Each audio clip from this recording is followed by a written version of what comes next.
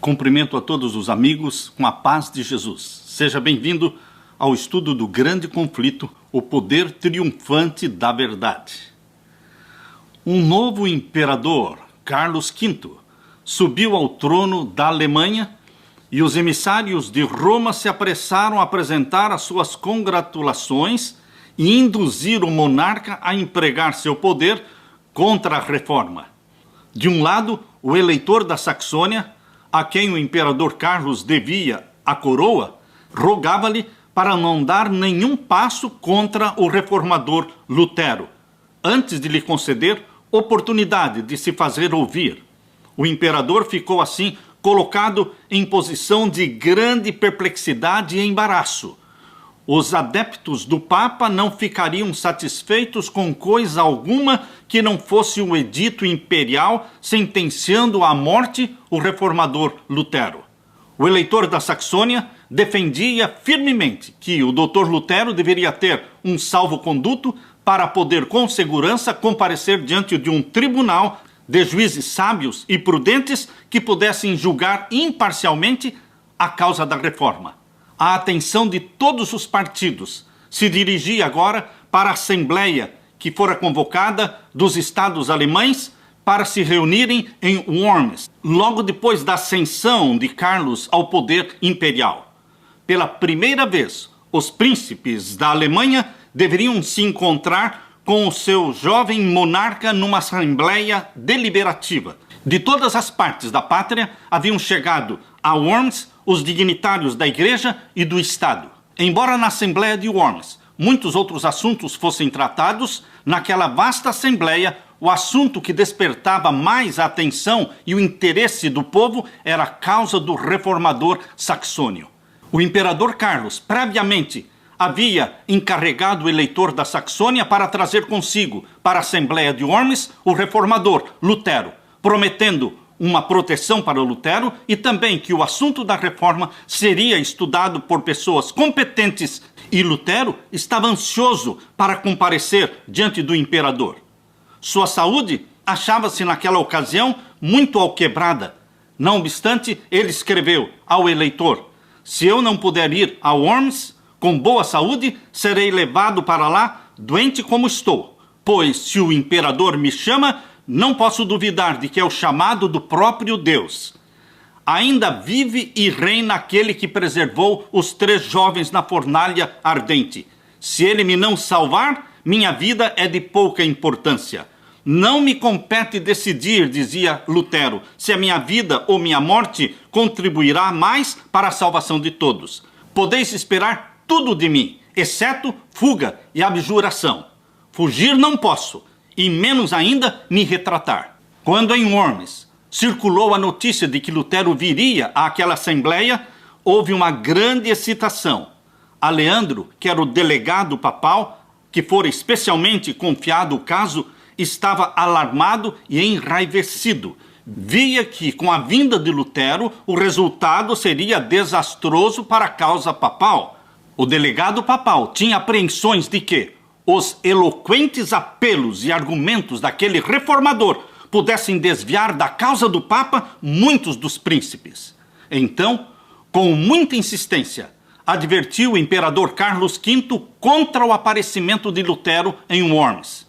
Escreveu ao eleitor que, se Lutero não se retratasse, devia permanecer em Wittenberg. A maior parte daquela assembleia em Worms estava inclinada para considerar favoravelmente a causa de Lutero.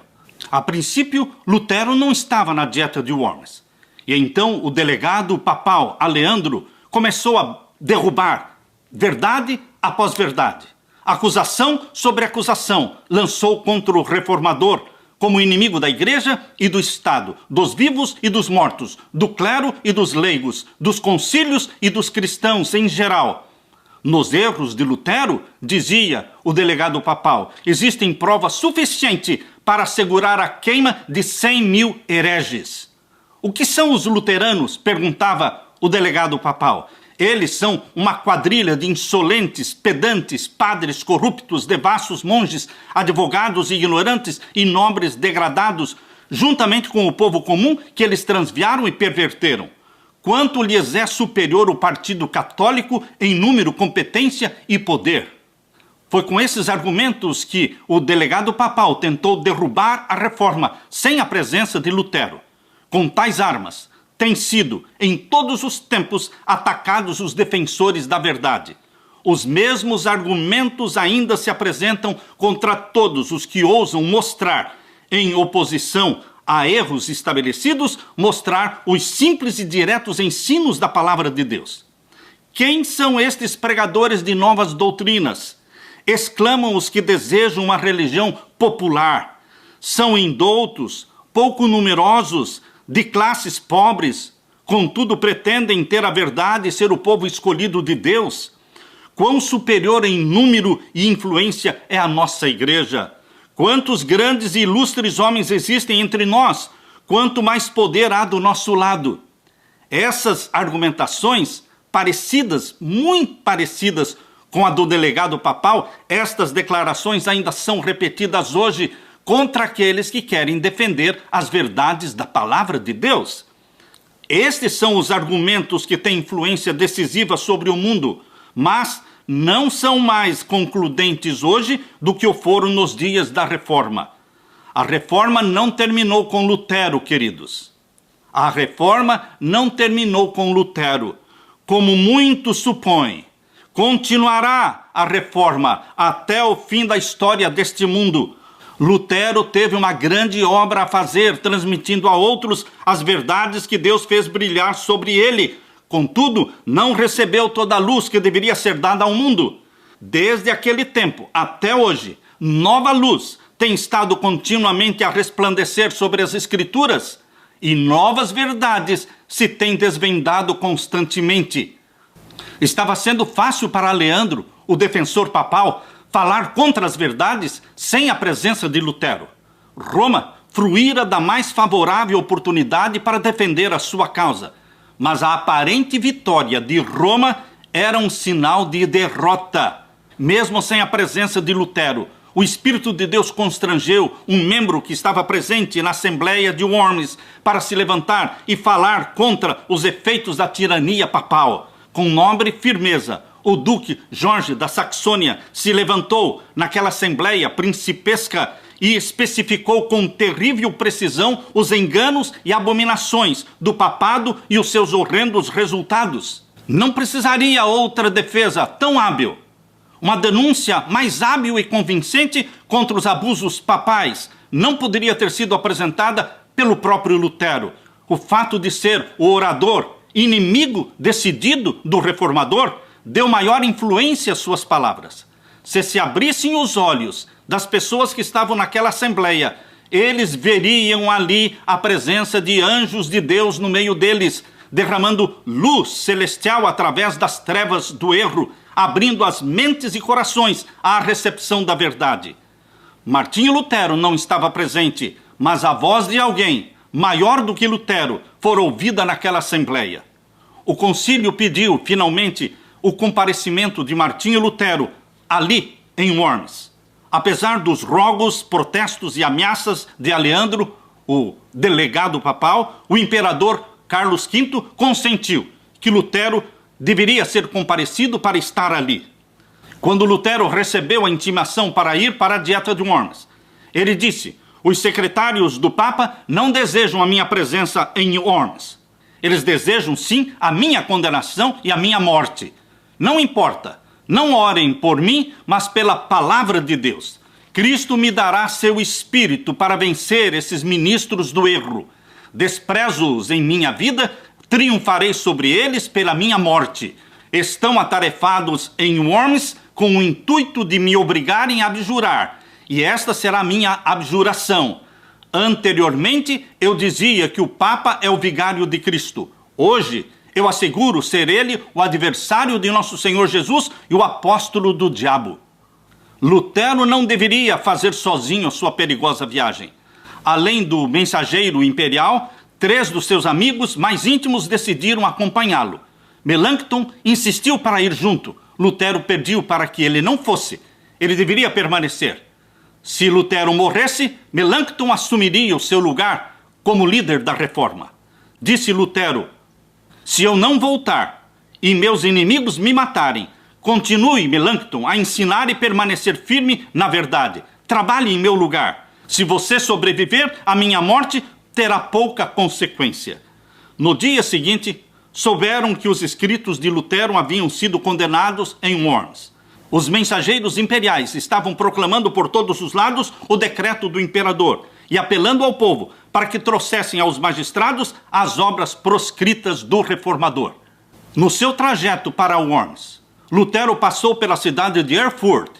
Lutero ali recebeu honras, porque ele ali trabalhara no início da sua carreira como monge. Visitou a sua capela no convento e então insistiram que ele pregasse. E o frade, que fora um humilde servidor no convento, agora subiu ao púlpito. Há uma multidão que ali se reunira. Falou ele sobre a palavra de Cristo. Paz seja convosco. Disse Lutero: filósofos, doutores e escritores têm se esforçado por ensinar aos homens o meio para se obter a vida eterna e não o têm conseguido. Contar-vos-ei agora. Deus ressuscitou dos mortos um homem, o Senhor Jesus Cristo, para que pudesse destruir a morte, extirpar o pecado e fechar as portas do inferno. Esta é a obra da salvação. Cristo venceu. Estas são as alegres novas e somos salvos por sua obra, não pela nossa própria obra. Disse nosso Senhor Jesus Cristo: paz seja convosco. Olhai minhas mãos. Isto quer dizer: olha, ó homem, fui eu só que tirei o teu pecado e te resgatei, e agora tens paz, diz o Senhor. O povo ouvia o sermão de Lutero extasiado. O pão da vida fora repartido àquelas almas famintas. Lutero não fez referência nenhuma sobre a sua posição perigosa. Não procurou fazer a si mesmo objeto dos pensamentos e simpatias. Na contemplação de Cristo, Lutero perdeu a vista do próprio eu. Escondera-se por trás do homem do Calvário, procurando apenas apresentar Jesus como redentor do pecador. Prosseguindo viagem, o reformador em toda parte era olhado com grande interesse. Vozes amigas por todo o trajeto advertiam Lutero do propósito dos romanistas. Eles diziam: eles vão queimar você, reduzirão o seu corpo a cinzas, como fizeram com João Hus.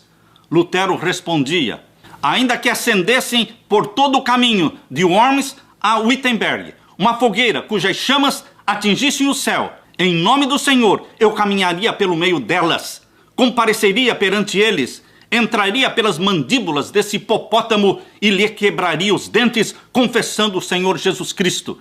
Estas foram as palavras de Lutero. Mesmo que houvesse tantos demônios em Worms, como telhas nos telhados, eu ali entraria. Quando Lutero chegou a Worms, uma vasta multidão se congregou às portas para lhe dar as boas-vindas. Os chefes papais não tinham acreditado que Lutero realmente se aventurasse a aparecer em Worms. O imperador imediatamente convocou seus conselheiros para considerarem como deveriam agir. E um dos bispos romanistas rigidamente declarou: temos-nos consultado durante muito tempo acerca desse assunto. Livre-se vossa majestade imperial, livre-se de uma vez deste homem. Não fez Sigismundo com que João Hus fosse queimado? Não somos obrigados a dar nem a observar salvo-conduto de um herege. O bispo romanista queria que Lutero fosse de vez eliminado, queimado. Mas o imperador Carlos disse: não, nós devemos cumprir nossa promessa. Decidiu-se, portanto, que o reformador fosse ouvido. Lutero tinha recentemente se restabelecido de uma grave doença. Ele tinha feito esta viagem de 2 semanas. Estava cansado da jornada. Estava com o rosto pálido, magro, assinalando traços de trabalhos, de fadiga, de enfermidade, mas ele apresentava uma expressão amável e mesmo alegre. No dia seguinte, foi chamado Lutero para estar presente no concílio. Designou-se um oficial imperial para conduzi-lo até o salão da audiência. Foi, contudo, com dificuldade que ele atingiu o local. Todas as ruas estavam cheias de espectadores ávidos de ver o monge que ousara resistir à autoridade do Papa. Finalmente, Lutero chegou à presença do concílio. O imperador ocupava o trono, estava rodeado dos mais ilustres personagens do império. Aquela própria cena por si mesma, era uma assinalada vitória sobre o Papa. Por quê?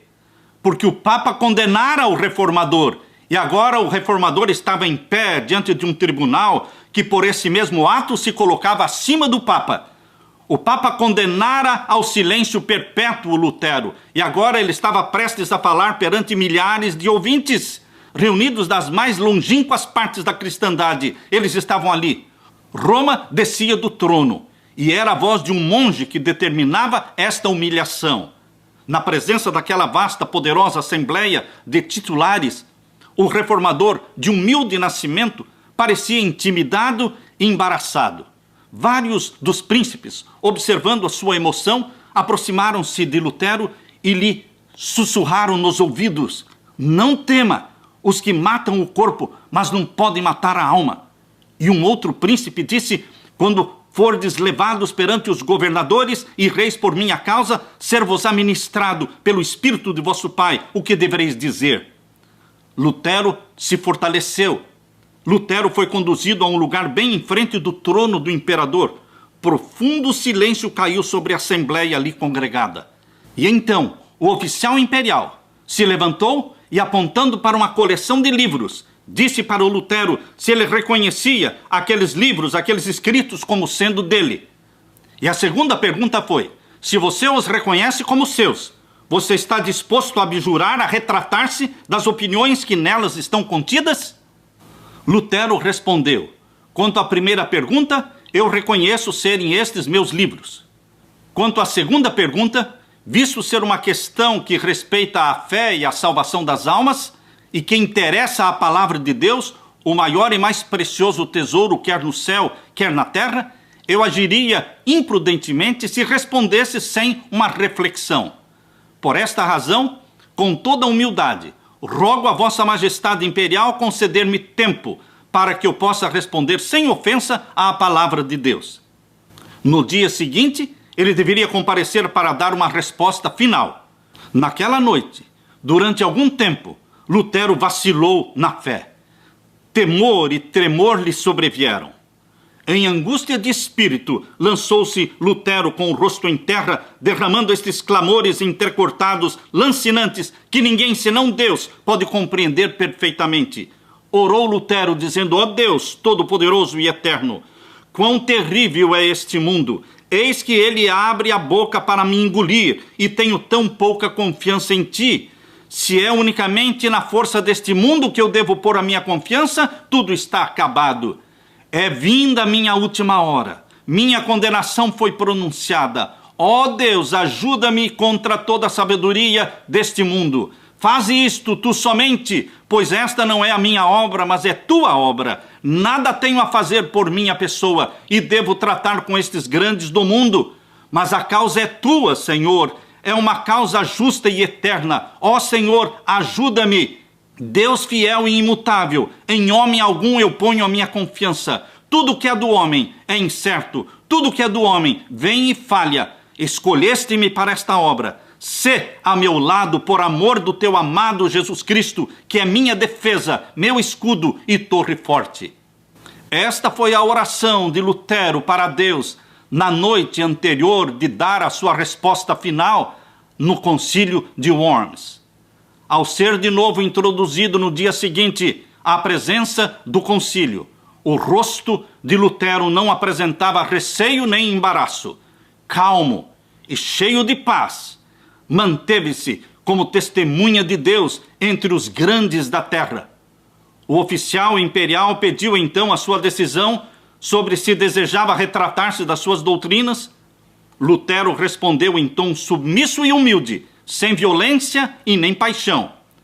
Sereníssimo imperador, disse Lutero, ilustres príncipes, grandiosos fidalgos, compareço neste dia perante vós, em conformidade com a ordem a mim dada ontem, e pela mercê de Deus conjuro vossa majestade e vossa augusta alteza em escutar com graça a defesa de uma causa que estou certo é justa e verdadeira.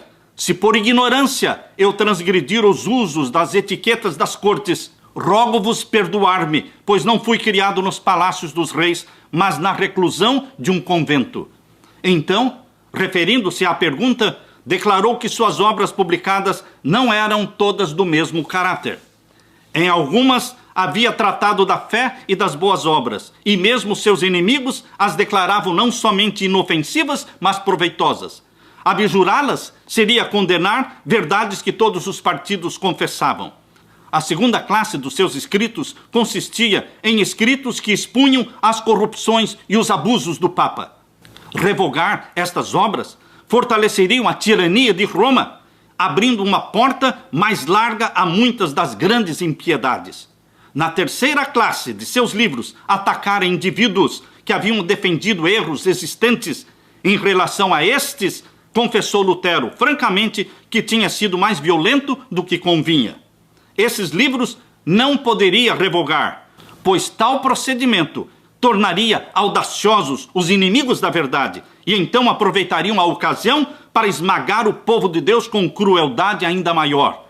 Não sou, todavia, senão um mero homem, não Deus, continuou Lutero. Portanto, defender-me-ei como fez Cristo. Se falei mal, dá testemunho do mal. Pela misericórdia de Deus, conjuro-vos, sereníssimo imperador, e a vós, ilustríssimos príncipes, e a todos os homens de toda categoria, a provar pelos escritos dos profetas e dos apóstolos onde está o meu erro. Logo que estiver convicto disso, retratarei todo o erro, e serei o primeiro a lançar mão dos meus livros e atirá-los no fogo. Lutero tinha estado a falar até então em alemão. Foi-lhe pedido então para repetir toda aquela argumentação em latim. Embora exausto pelo esforço anterior, ele concordou e novamente fez o discurso agora em latim. A providência de Deus fez isto. O espírito de muitos dos príncipes estava tão obliterado e cego pelo erro e superstição que a primeira vez que eles ouviram os argumentos de Lutero em alemão, a mente deles estava bloqueada. Mas agora eles estavam ouvindo os argumentos de Lutero pela segunda vez, agora em latim, e a mente deles foi aberta pelo Espírito de Deus. A repetição habilitou-os a receber claramente os pontos apresentados. Quando Lutero cessou de falar, o anunciador da dieta disse irado: não respondeste à pergunta feita. Exige-se que dês resposta clara e precisa.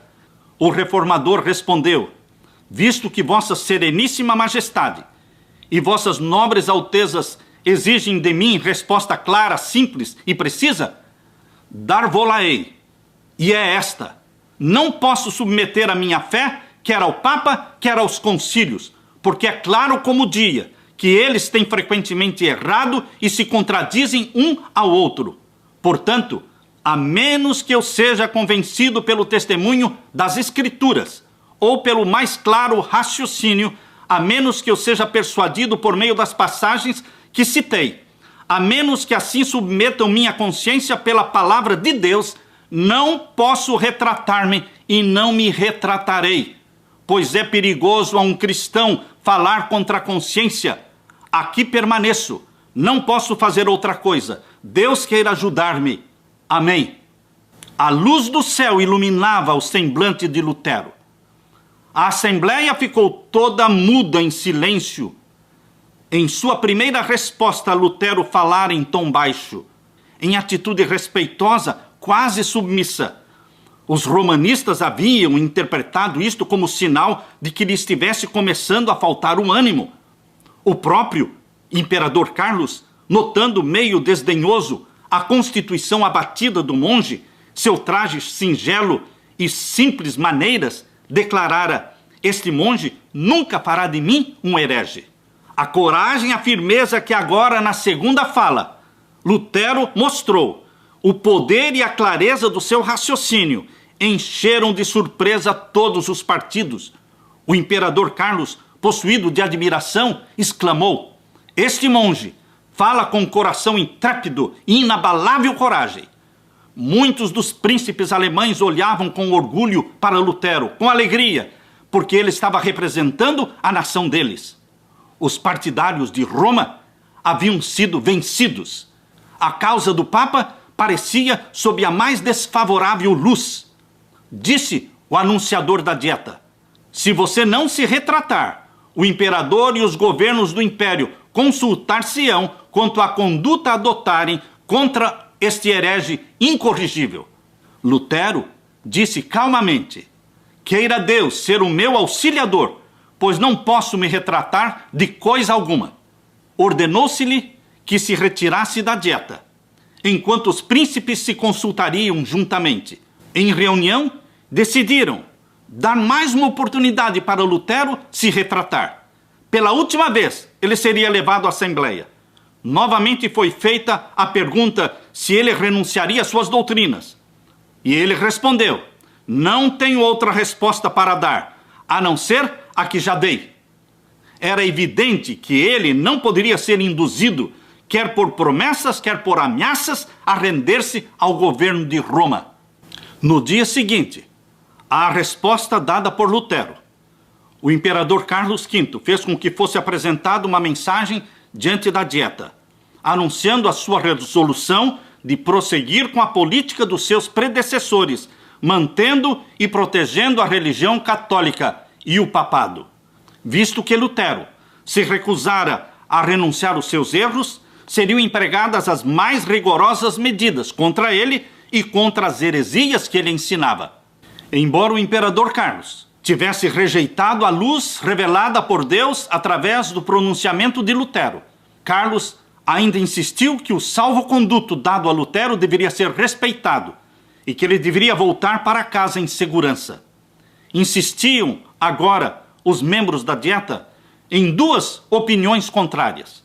Os emissários e representantes do Papa, de novo, pediam que o salvo-conduto do reformador fosse desrespeitado. Eles diziam: o rio Reno deveria receber as cinzas de Lutero como recebeu as cinzas de João Hus há um século atrás. Príncipes alemães, conquanto fossem romanistas, eles insistiam que o salvo-conduto deveria ser respeitado. O próprio imperador Carlos, respondendo à proposta dos emissários de Roma para cancelar o salvo-conduto e prender Lutero, Carlos respondeu dizendo: eu não gostaria de corar como Sigismundo, referindo-se a Sigismundo quando quebrou a sua palavra, a sua promessa de salvo-conduto e mandou queimar João Hus. Por isso, Carlos disse: eu não gostaria de corar como Sigismundo. Carlos havia deliberadamente rejeitado as verdades dadas por Lutero, mas mantinha o salvo-conduto. O imperador Carlos recusava-se a aceitar qualquer acréscimo de luz àquela que foi dada aos seus pais no passado. Queridos, muitos de nós nos apegamos de modo idêntico aos costumes e tradições dos nossos pais. Quando o Senhor nos envia mais luz e nós recusamos aceitá-las, porque, não havendo elas sido concedidas aos nossos pais, não foi por eles acolhida, não seremos aprovados por Deus olhando para o exemplo dos nossos pais a fim de determinar o nosso dever, em vez de pesquisar por nós mesmos a palavra da verdade. Nossa responsabilidade é maior do que foi a de nossos antepassados. Somos responsáveis pela luz que receberam eles e que nos foi entregue como herança, e somos também responsáveis pela luz adicional que recebemos hoje da palavra de Deus e está a brilhar sobre nós. Disse Cristo acerca dos judeus incrédulos: se eu não viera, nem lhes houvera falado, não teriam pecado, mas agora não tem desculpa do seu pecado. João 15, 22. A luz tinha resplandecido para o imperador Carlos, e ele rejeitara a luz. Como Pilatos, séculos antes, permitira que o orgulho e a popularidade fechassem seu coração contra o Redentor do mundo. Como Félix, diante de Paulo, ordenou a Paulo, dizendo: agora vai-te, e em tendo oportunidade te chamarei. Como o orgulhoso Agripa, que confessou: por pouco me persuades a me tornar um cristão. E, no entanto, se desviou da mensagem enviada pelo céu. Assim, Carlos V, cedendo às sugestões do orgulho e política mundanos, decidiu-se rejeitar a luz da verdade. Circularam amplamente os rumores dos planos feitos contra Lutero, causando por toda a cidade grande excitação. Às portas das casas e em lugares públicos foram afixados cartazes, alguns condenando e outros apoiando Lutero. Por autorização do imperador, foi ordenado para Lutero voltar para casa em Wittenberg. E sabia que este aviso seria imediatamente seguido da sua condenação. Partindo Lutero de Worms, seu coração se encheu de alegria e louvor. Ele disse: o próprio diabo guardou a fortaleza do Papa, mas Cristo Jesus fez nela uma larga brecha e Satanás foi constrangido a confessar que o Senhor é mais poderoso do que ele. Deus então iluminou a mente de Frederico da Saxônia para idear um plano destinado a preservar a vida do reformador. Frederico, com a cooperação de muitos amigos de Lutero, executou-se o plano do eleitor da Saxônia. Lutero não chegou a Wittenberg. Ele foi sequestrado no meio do caminho. Em sua viagem de volta para casa, foi preso Lutero, separado dos seus assistentes e precipitadamente transportado através da floresta para o castelo de Wartburg, isolado na floresta nas montanhas. Tanto o rapto como o esconderijo foram de tal maneira envoltos em mistério que até o próprio Frederico, durante muito tempo, não soube onde estava escondido Lutero. Esta ignorância não deixou de ter o seu desígnio. Enquanto o eleitor nada soubesse do paradeiro de Lutero, nada poderia revelar. Convenceu-se de que o reformador estava em segurança e com isso se sentiu satisfeito. Passou-se a primavera, passou-se o verão, o outono e chegaram o inverno e Lutero ainda permanecia prisioneiro. Naquele castelo de Wartburg, naquela proteção amiga, Lutero durante algum tempo se regozijou em seu livramento do ardor e torvelinho da batalha, mas não poderia por muito tempo se encontrar satisfeito no silêncio e repouso. Ele se pôs a trabalhar. Ele permaneceu 1 ano lá no castelo. E durante este ano ele traduziu o Novo Testamento para a língua alemã. Aleluia! O Patmos rochoso de Lutero foi o castelo de Wartburg. Ali ele continuou durante quase 1 ano inteiro a proclamar o evangelho e a repreender os pecados e erros do tempo. Na solidão e na obscuridade do seu retiro montesino, Lutero esteve afastado do apoio terrestre e excluído dos louvores humanos.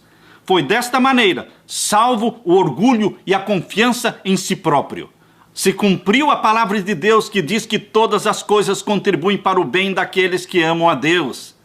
Mesmo o sequestro e prisão de Lutero resultou em glória para Deus, em bênçãos para a igreja, bênçãos para o movimento da reforma, embora não tenha sido por vontade própria de Lutero, mas foi pela vontade de Deus. Esse Novo Testamento, conhecido como o Testamento de Setembro, foi publicado no outono de 1522.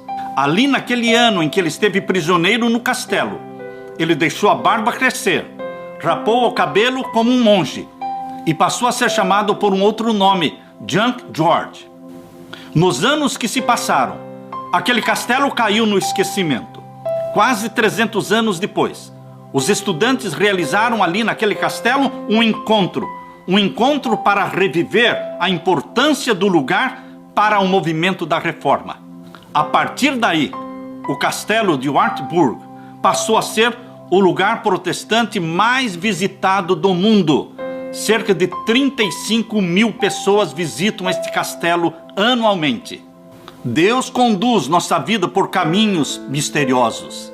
Muitas vezes não entendemos os porquês e os paraquês de tudo que nos acontece. Mas creia que assim como Deus conduziu a vida de Lutero, Ele dirige a sua vida também, meu irmão. Os olhos dos homens tinham se dirigido para Lutero como sendo o expositor da verdade. Ele foi removido para que todos olhassem para Jesus Cristo, aquele que é o sempiterno autor da verdade. Deus esteve com Lutero nas horas sombrias da sua vida. Deus está com você nos momentos escuros. Ainda que eu ande pelo vale da sombra da morte, você pode ter certeza, tu estás comigo. A tua vara e o teu cajado me consolam. Que Deus continue com você, meu querido amigo, em nome de Jesus. Amém.